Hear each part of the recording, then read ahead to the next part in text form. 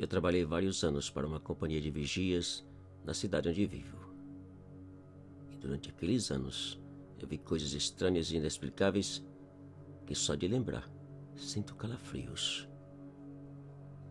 Porém, a mais assustadora e a pior de todas é que eu vou contar a seguir.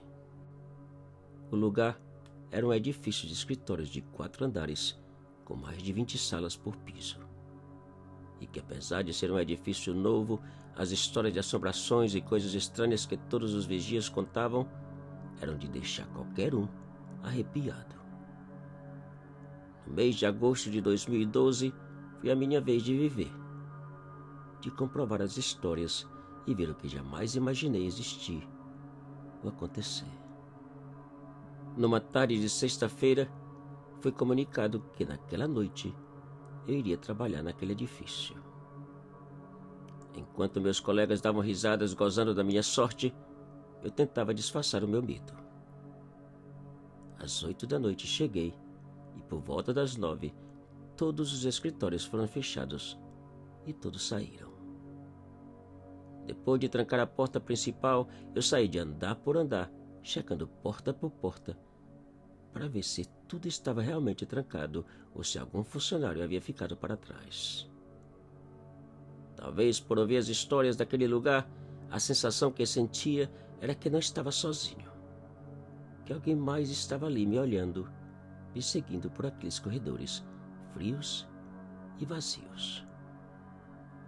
Depois de tudo checado, eu desci até a recepção e sentei procurando não pensar nas histórias.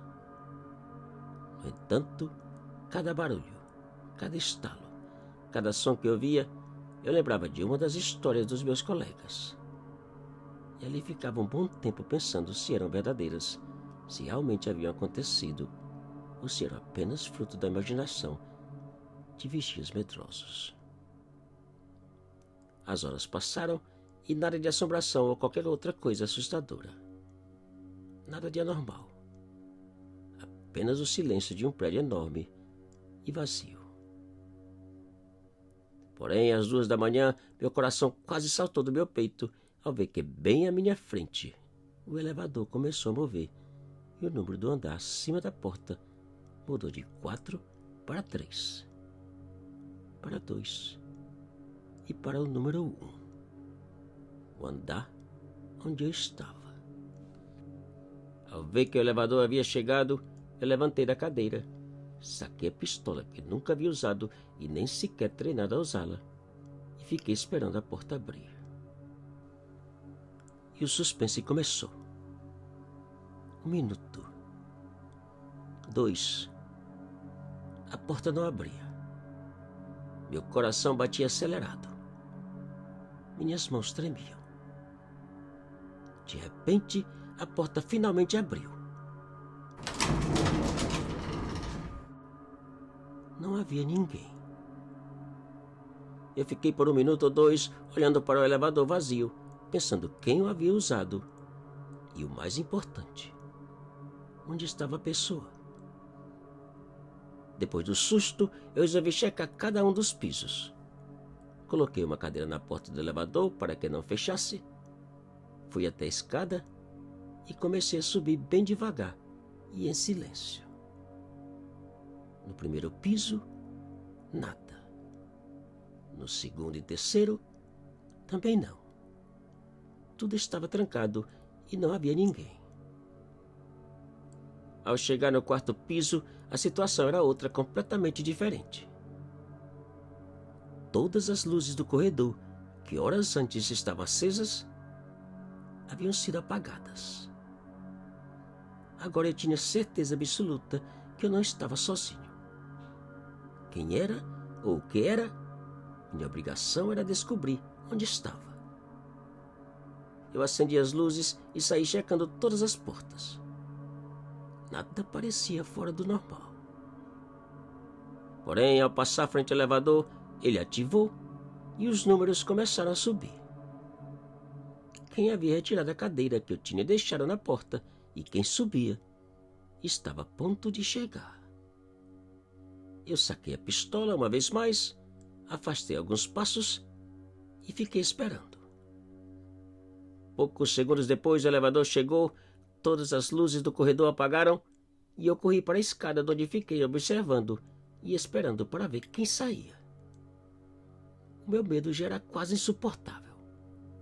Meu corpo arrepiava e eu tremia de uma maneira quase incontrolável. E a porta do elevador abriu. Ninguém saiu. Uns 2 minutos depois, uma das portas do outro lado do corredor abriu. 3 vultos apareceram e caminharam em direção do elevador. Em minha direção. Mas não eram pessoas. Eram apenas vultos que, ao chegarem perto do elevador, não entraram. Apenas sumiram. Tão logo eles sumiram, a porta do elevador fechou e começou a descer até parar no número 1. O piso da recepção. Naquele momento, o meu problema passou a ser outro ainda maior e pior. O medo, o pavor de descer e encontrar com os 3 vultos no primeiro piso era simplesmente aterrorizante. Eu não tive coragem de descer. Preferi ficar sentado na escada, medroso e rezando até por volta das 7 da manhã. A cadeira que eu havia colocado na porta do elevador continuava no mesmo lugar. Agora eu pergunto: como foi possível o elevador subir e descer? Quem o usou? Até hoje, não tenho a menor ideia.